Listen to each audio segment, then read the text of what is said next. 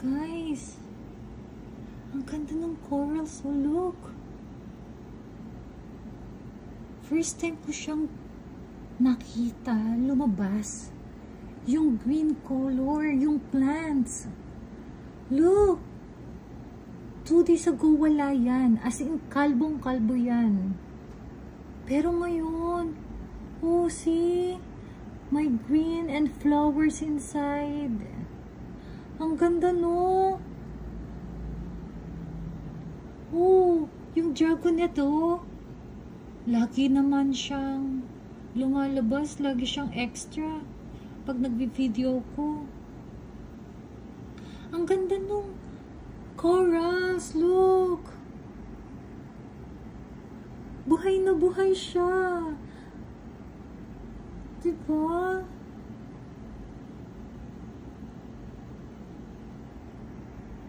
Ayun, oh, ang ganda. Lumabas lahat.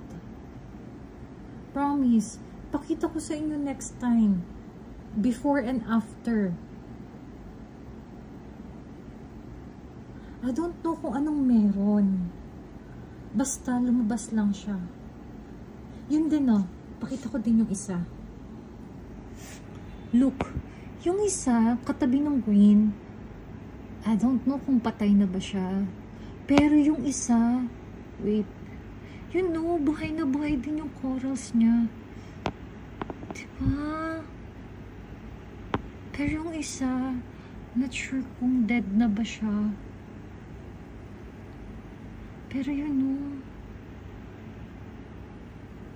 Meron pa ako dito sa taas. Yan. Huwag sanang mamatay. Sana mag-bloom din. Yan. Let's see.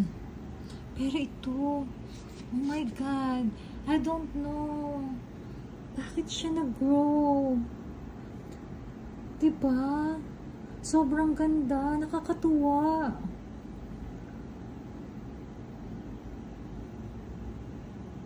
Si Dragonet to, look. Namamasyal si Dragonet. First time ko makakita ng buhay na corals. Natutuwa ako. Sobrang ganda.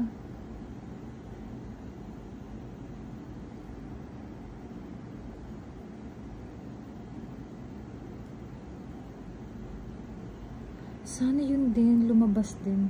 Sana hindi siya mamatay. Bagong bili lang namin siya. And ito. Yan. Look like fingers, no? And this one look like mushroom. You see? Pero corals yan. Pero ito talaga. So amazing. Buhay na buhay siya sa reef tank ko. And say hi to my Nemo fish. Hello, Nemo. Ay. Yan. It's my reef tank. Mag-live ako tonight.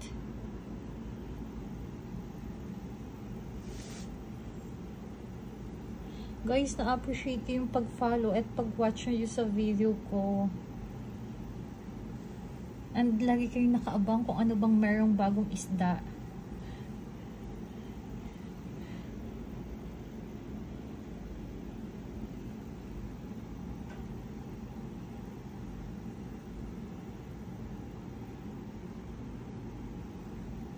Siguro kailangan niya ng